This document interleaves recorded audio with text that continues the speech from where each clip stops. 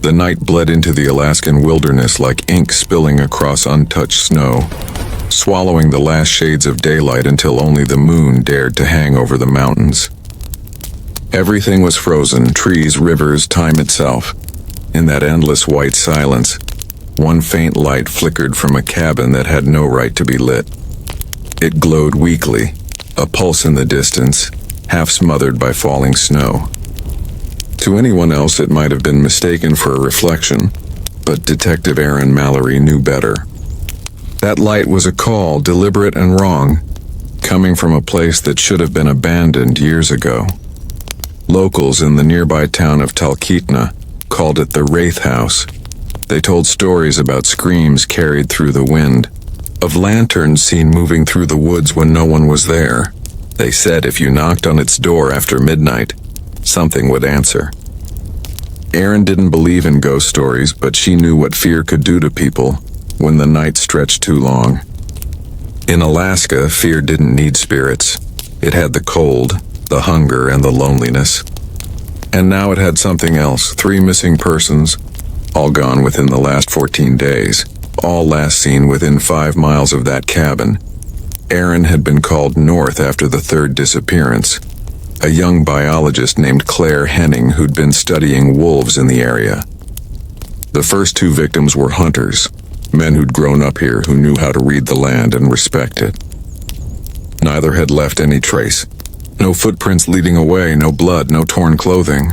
It was as if the forest itself had opened its mouth and swallowed them whole. She parked her snow-crusted cruiser at the edge of a narrow trail that led into the woods. The temperature had dropped below 0 and every breath came out like smoke. She adjusted her flashlight, checked her sidearm, and pulled her hood tighter against the wind. Snow fell in lazy spirals, muting every sound. The forest had that strange stillness unique to deep winter. A silence so absolute it began to hum in your ears. The cabin stood in a small clearing, half buried in snowdrifts, its roof bowed from years of neglect. The faint yellow light still burned behind the frosted window. Erin felt a prickle at the back of her neck as she approached. She'd done this 100 times before. Walked into places no one wanted to go, searching for the people everyone else had given up on. But there was something wrong here. The air itself seemed thicker, heavier, as though she were walking underwater. Her boots crunched over the ice, but even that sound felt swallowed by the dark. When she reached the porch, she paused. The door hung slightly ajar, the wood warped and blackened at the edges. A single chain swayed lazily from the frame, its links clinking together in the faint wind. She drew her gun, pushed the door open, and stepped inside. The first thing that hit her was the smell. An awful blend of old smoke, rust, and something sweet that didn't belong. Her flashlight beam cut through the dark, revealing a small, cluttered space. A metal stove sat cold in the corner, next to a wooden table covered in dust. On the table lay photographs, black and white, edges curled and yellowed. She stepped closer and froze. Each photo showed one of the missing people. Their faces were calm, smiling, as if taken from social media or ID cards. Across every photograph, someone had carved a large red X. And beside the stack of pictures, she saw a 4th photograph, her own, clipped from her personnel file. Printed and marked the same way. Her pulse quickened. She turned toward the hallway at the back of the cabin. That was when she heard it, a faint sound almost too soft to catch.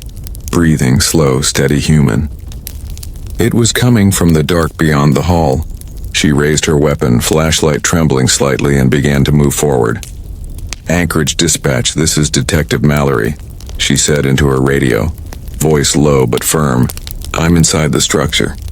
Found evidence connected to missing persons case, photos, possible surveillance material. I need backup," static hissed back. No voice, no acknowledgement. She repeated the message. Still nothing. The radio crackled again, but this time it wasn't static. A faint whisper threaded through, barely audible. "Home." Erin froze. The sound wasn't coming from the radio anymore. It was behind her. She spun, flashlight darting across the room, but there was nothing. Only the cabin, the table, the swaying chain by the open door. Her breath fogged the air. The whisper came again, softer, closer, brushing her ear like a cold wind. "Welcome home, Aaron." She fired instinctively, the gun's report deafening in the enclosed space. The flashlight wavered as she backed toward the door, heart hammering in her chest. The bullet had hit nothing. She scanned every corner, every shadow. There was no one there. But the whisper had used her name, and the voice, God, the voice, she knew it. She couldn't place it, but it carried familiarity, like an echo from a dream you almost remember. The air grew colder, impossibly so. Frost began forming along the window panes, crawling up the glass like veins. Her flashlight flickered. The shadows shifted slightly, though she wasn't moving. She forced herself to breathe, to think. It had to be someone playing with her. Someone who knew about the case. Someone who'd planned this. She went to the table again, examining the photographs more closely. Underneath her picture was something else, a note written in jagged handwriting. It read, "We never left. We just learned to wait." Her stomach knotted. She glanced at the stove, at the corners of the room, at anything that might hint at recent activity. The light she'd seen from outside, it wasn't electrical. A lantern sat on the floor near the window, its fuel almost gone. But the snow outside the door was untouched except for her own footprints. No sign of anyone coming or going. Then from the hallway again, that slow, steady breathing returned. She pointed her gun toward the dark. "This is the police," she called out, her voice cutting through the stillness. "Whoever's there, show yourself." Nothing. She took one step forward, then another. The air seemed to tighten around her, every sound amplified. Her boot creaked against the floorboard and the breathing stopped. The silence that followed was unbearable, dense. "Waiting. Come out," she said again, but her voice sounded smaller this time. She lifted her flashlight higher, and for a split second she saw it, something moving at the far end of the hall. A figure, tall and thin, its shape distorted by the shadows. She aimed, finger tightening on the trigger, but before she could fire, the light sputtered out completely. Total darkness. Her heartbeat roared in her ears. She tried to steady her breathing, tried to listen for movement. The whisper came again, right beside her now, close enough to feel the chill of it against her skin. "Home." The flashlight flickered back to life, but the hallway was empty. No figure, no sign of anyone. She stumbled backward toward the door, gripping her weapon so tightly her knuckles burned. The moment she stepped outside, the wind picked up, harsh and sudden, driving snow into her face. Her radio hissed again. This time the voice that came through was faint but clear enough to chill her blood. "Aaron." She froze mid-step.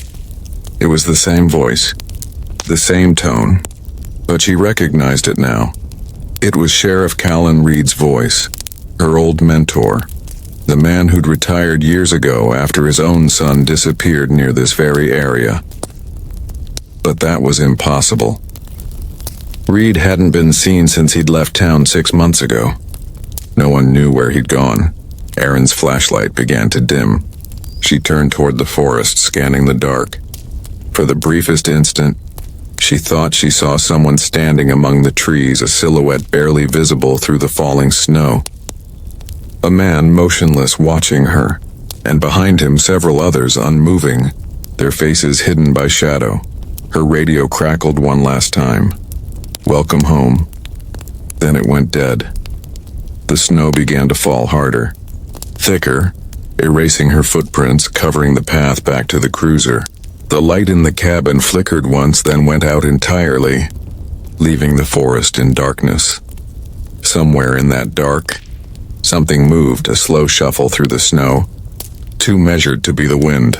Aaron turned toward the sound, her breath visible in sharp bursts of white, her heart pounding against the quiet. She raised her flashlight again, the beam trembling across the tree line. Nothing. Only the endless white, stretching forever. The morning after the storm, the world seemed quieter than it should have been. The forest lay heavy under the weight of new snow. blanketed in silence so absolute that even the wind refused to move. A search team trudged through knee-deep drifts, their flashlights cutting pale arcs through the dawn fog. They had been called to locate Detective Erin Mallory after she failed to check in.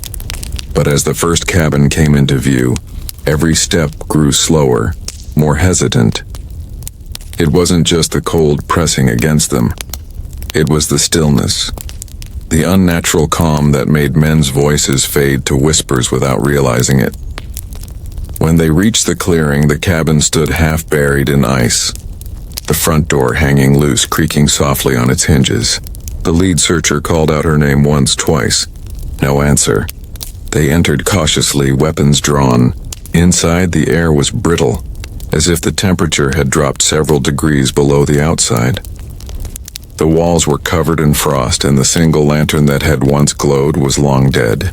On the table lay the stack of photographs Erin had found. 3 faces marked with red X's, one left blank. Her badge was half buried in the snow just outside the door, as if she had dropped it mid-step. There was no blood, no sign of struggle, no tracks leading away. Only the faint impression of boots leading in. And then nothing. It was as if she had simply stopped existing. By noon, Sheriff Callan Reed was on the scene, his breath visible in the frigid air as he bent to examine the prints. He had trained Erin years ago, had watched her rise through the ranks faster than most, and he knew she wasn't the kind to panic. Whatever had happened here wasn't an accident. He picked up her badge, thumbed the cold metal. The engraving of her name felt sharp beneath his glove.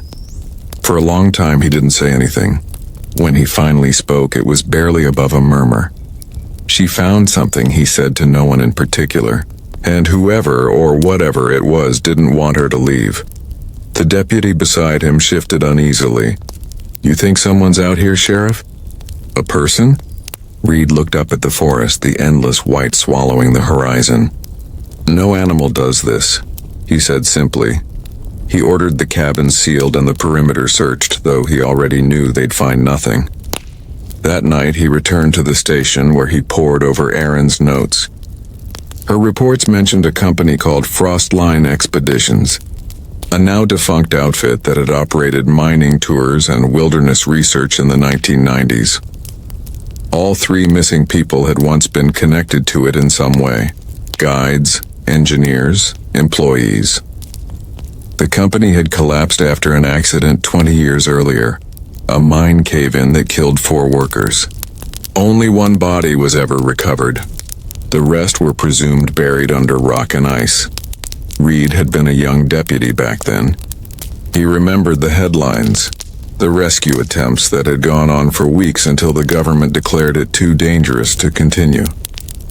He remembered the families, wives, children crying outside the site's fences, begging for the search to go on.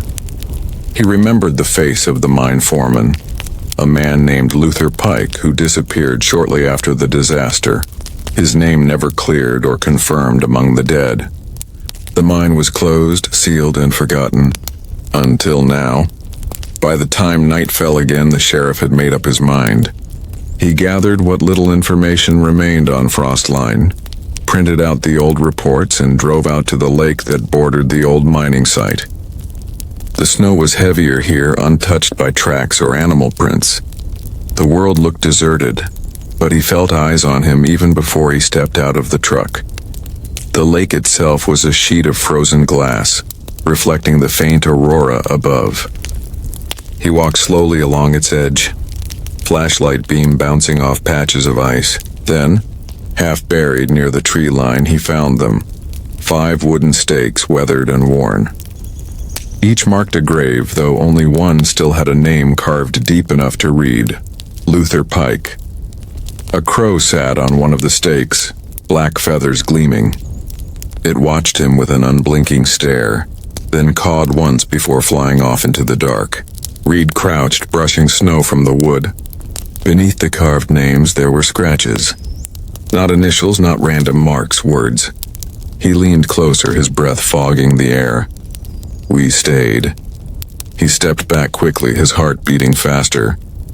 The words were old, cut by something dull, but the edges were clean as though someone had traced over them recently. The wind picked up behind him, whispering through the trees. For a moment it sounded almost like a voice calling his name. He turned sharply, flashlight slicing through the dark, but there was nothing. Only the slow fall of snow. He stood there for a long while, feeling the cold work its way through his gloves before finally heading back toward his truck. He was halfway there when he noticed the figure standing on the far side of the lake. It was small at first, a shadow against the ice, unmoving. He raised the light toward it and his stomach tightened. It was a person. Hooded, arms hanging loosely at their sides, head slightly tilted. The beam caught something glinting at their chest. "A badge, Aaron's badge, Aaron!" Reed shouted, voice echoing across the frozen surface. The figure didn't move. "Jesus, Aaron, where the hell have you been?" He began walking toward her, slipping on the ice as he went. The flashlight trembled in his hand. When he reached within 30 feet, he saw her face. Pale, eyes glassy and wrong. No recognition in them, no warmth. She looked like a photograph of herself. "Aaron," he said again, his voice breaking this time. "What happened?" She blinked slowly, her breath not fogging the air the way his did. She tilted her head a little, studying him. Then, in that same calm, distant voice that had come over the radio the night before, she spoke. "Home, Sheriff. We're all home now." He stepped back, confusion twisting into fear. "Aaron, you're not making sense." "Let me take you in, we'll figure this out. You're freezing out here." Her lips twitched almost into a smile. "You never left, Callan." "None of you did." He felt the first twinge of dread crawl down his spine. Something in her voice, low, distant, mechanical, made his throat go dry. Then he saw movement behind her. The beam of his flashlight caught more shapes emerging from the tree line.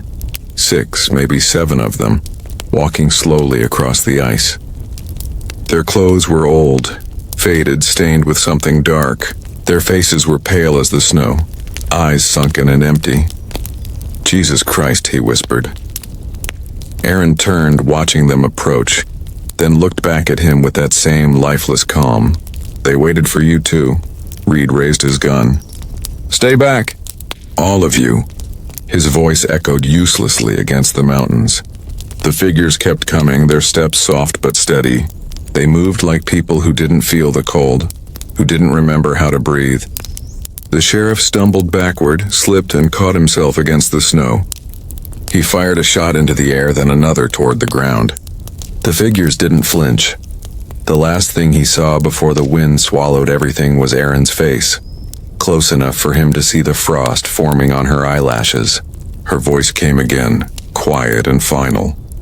"We never left." When the search team arrived at dawn, they found the sheriff's cruiser parked near the lake, engine still running, headlights cutting through the snow like ghostly beams. His footprints led a short distance toward the ice before vanishing completely.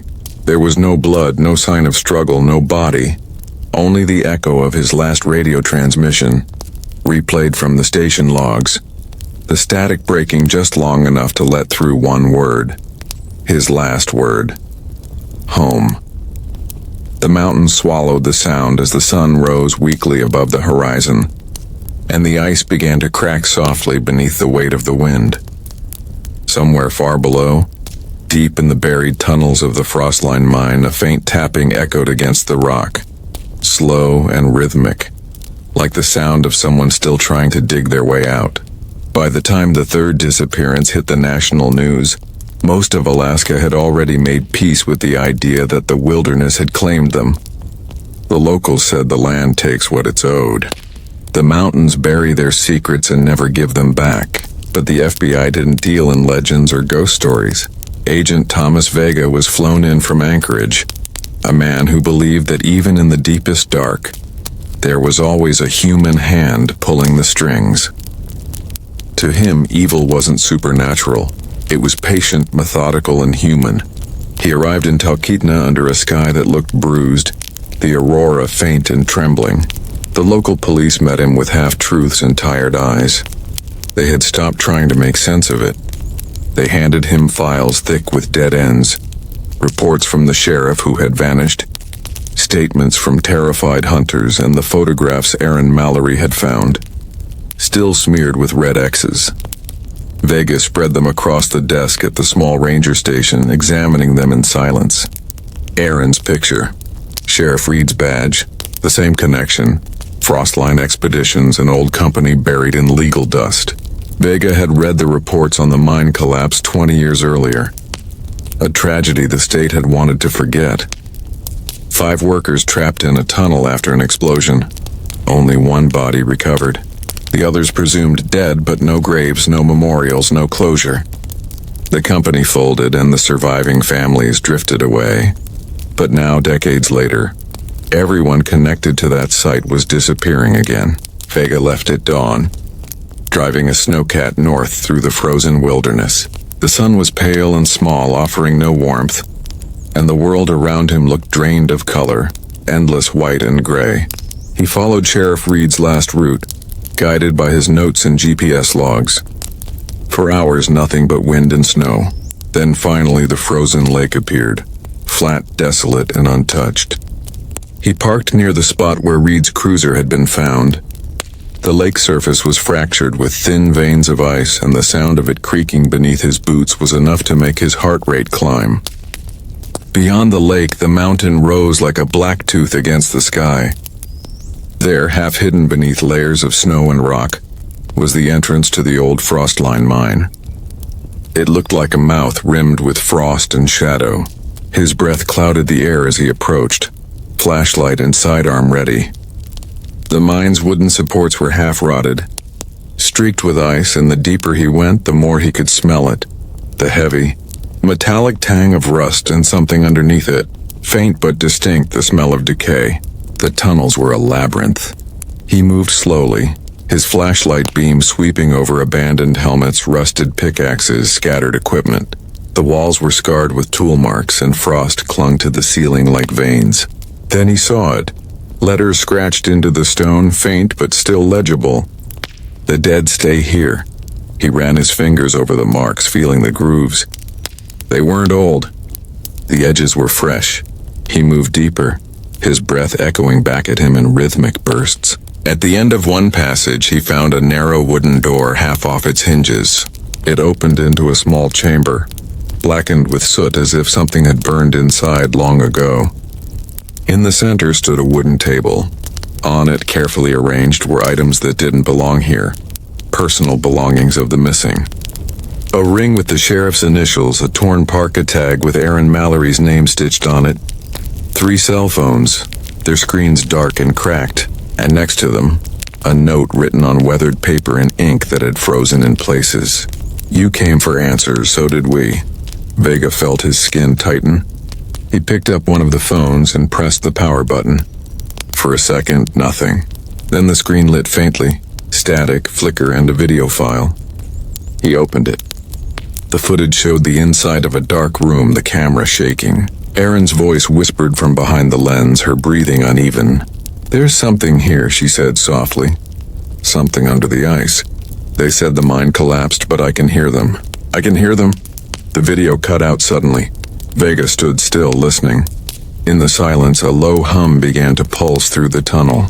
It was faint at first, like air moving through old pipes, but it grew, deep and mechanical, echoing in the rock. He turned off the video and lifted his flashlight, scanning the walls. The sound wasn't coming from the phone. It was coming from deeper in the mine. He followed it. Every few steps he stopped to listen. The hum shifted, sometimes sounding like machinery, sometimes like voices just below hearing. The temperature dropped sharply. Frost bloomed on his jacket, on his gloves. Then ahead, the tunnel widened into a larger cavern. He stepped inside and froze. Rows of mining lamps hung from hooks along the walls, burning faintly even though their fuel tanks were empty. Their light wavered, casting shadows that moved independently of his flashlight. In the center of the cavern stood a man. He wore a long coat caked with ice, and over his face was a mask, fashioned from a rusted piece of mining gear. Half metal, half fabric, covering everything but one eye. The single visible eye reflected the lamplight like glass. "Agent Vega," the man said softly, his voice steady, almost gentle. "You shouldn't have come here." Vega raised his weapon. "FBI, drop whatever's in your hands and step into the light." The figure didn't move. The hum around them deepened, vibrating through the floor. "You think you're here for the missing," the masked man continued. "But you're part of them now. You came too far. You heard the land calling, didn't you? Where are they?" Vega demanded. "Mallory, Reed, the others. Where are they?" The masked man tilted his head slightly, and in that flicker of light Vega caught a glimpse beneath the mask. Skin pale and tight, veins blackened like roots beneath the surface. "They're here," the man whispered. "We all are." Before Vega could respond, the lights began to flicker violently, shadows strobing across the walls. A cold gust swept through the cavern, carrying with it a faint sound, breathing dozens of overlapping breaths. The hum became a chorus of whispers. He turned, gun raised, but the man was gone. The darkness closed in fast, swallowing the edges of the light. He moved backward toward the tunnel, his boots scraping over the ice. His flashlight sputtered, flickered, then went out entirely. The whispers grew louder. He could hear them forming words now, fragments of sentences, echoes of pain. "We stayed, we waited. We remember." Something brushed his shoulder. He spun, swinging the dead flashlight like a weapon, but hit nothing.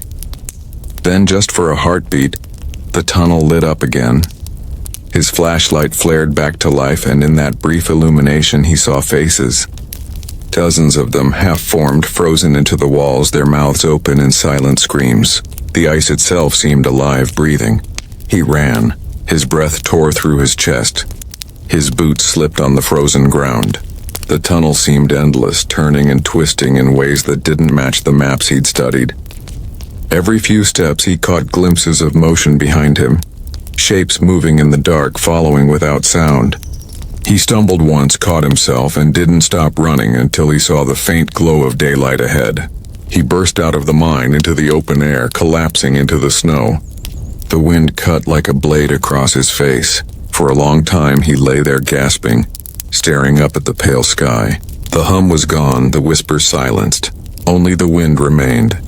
When he finally stood, he looked back toward the entrance. The wooden beams had collapsed inward, sealing the tunnel again. The mountain stood silent, as though nothing had disturbed it. He turned his radio on, but only static answered. He marked the coordinates, noted the direction, and began the long trek back toward civilization. But even as he walked, he couldn't shake the feeling that something was following him. Every so often, he'd catch the faint echo of footsteps behind him, perfectly timed with his own, yet slightly delayed, like a shadow just out of sync. By the time he reached his vehicle, night had fallen again. The aurora shimmered faintly overhead, and the world was still. He climbed inside, started the engine, and turned on the headlights. The beams illuminated the snow-covered road ahead, and there, standing just beyond the reach of the light, was the masked man. The figure didn't move, didn't speak. He only lifted one gloved hand and pointed toward the ground. Vega followed the gesture and saw something in the snow. 5 shallow graves marked by wooden stakes. He blinked, and when he looked up again, the figure was gone. He stared at those graves for a long moment before finally driving away, the tires crunching over the frozen earth. The radio crackled softly beside him, and a voice whispered through the static, calm and familiar. "Home." Vega's hands tightened on the wheel, his breath clouding the windshield. The word lingered in the cabin, cold and final as the headlights carved a path through the endless dark. The helicopter cut through the frozen silence of the Alaskan night, its blade slicing the air above endless stretches of white. Down below, the searchlight swept across the forest, illuminating patches of snow-covered ground, skeletal trees, and the faint trails of blood that glowed crimson against the ice. Detective Aaron Tate leaned against the window, his breath fogging the glass as his eyes scanned the wilderness. Somewhere out there, beneath that blanket of deathly calm, was Michael Harlow, The man he had spent months chasing. The ghost who had turned an entire town into his playground of terror. Tate had learned one thing about monsters. They never hide for long. They wait. They wait for you to come to them. The radio crackled with the voice of Sergeant O'Neill. We found something. Cabin near the frozen ridge. Smoke coming from the chimney? Tate's heart thudded once hard and he gave the pilot a nod. The helicopter banked sharply, snow whipping into spirals beneath it as it descended. When the skids touched the ice, Tate jumped out before the rotors had even slowed, his boots sinking into the powder. The air bit at his face and the smell of burning wood mingled with something else, something metallic and foul. He gripped his revolver tighter and moved toward the light flickering through the trees. The cabin was small, its wooden walls darkened with soot and age. A single window glowed dimly from the inside, revealing the shadow of a man moving slowly. Tate motioned for the team to spread out, his breath shallow, his mind steady. He pushed the door open with his gun drawn and the hinges gave a low, reluctant creak. The heat from the fire hit him first, then the stench. It wasn't wood burning. It was something else. On the table, charred, black, and unrecognizable, lay bones, small ones. Children's. Tate's eyes darted to the figure in the corner. Michael Harlow stood there, wrapped in a thick coat of fur, his face streaked with soot and blood. He didn't flinch at the sight of Tate's gun. His eyes, those same glacial eyes Tate had seen in every photo, every police sketch, looked almost amused. "Detective," he said, his voice soft, calm, almost welcoming. "You finally made it." Tate took a step forward. "Put your hands where I can see them." Harlow smiled, slow and deliberate. "Do you know what the cold does to people, Detective? It strips away everything that's unnecessary. Morality, fear, love. Out here, only truth survives. You've felt it, haven't you?" Tate ignored him, moving closer. "Hands now." Harlow raised his arm slightly, but his right hand hovered near the table. Tate's eyes flicked toward it. Just for a second, and that was all Harlow needed. The man lunged, grabbing a hunting knife from the table, the blade glinting in the firelight. Tate fired once, the sound deafening in the small space. Harlow stumbled but didn't fall. He slashed forward, the knife grazing Tate's shoulder before the detective fired again. This time, Harlow dropped to his knees, blood seeping into the cracks of the wooden floor. Even then, he didn't look afraid. He looked satisfied. "You think you've stopped me?" he whispered, blood bubbling on his lips. "But you can't stop what's already begun." His hand reached out toward the fire, his fingers closing around something small and charred. Tate stepped closer and saw it. A child's locket, melted and twisted beyond recognition. Harlow smiled one last time. The cold always keeps its secrets. His eyes rolled back and he slumped to the floor. Tate stood there for a long moment, breathing hard, his pulse pounding in his ears. The fire crackled beside him, throwing shadows that danced across the walls like spirits. When the team burst through the door moments later, it was already over. Outside, the snow had started again. Light, whispering flakes that covered everything, erasing footprints, erasing blood. By morning, there would be no sign that a killer had died here. No trace of the horror he'd left behind. Alaska had a way of swallowing its dead, of burying truth beneath beauty. Weeks later, back in Anchorage, Tate sat in his office staring at the case file. Harlow's crimes had shocked the state.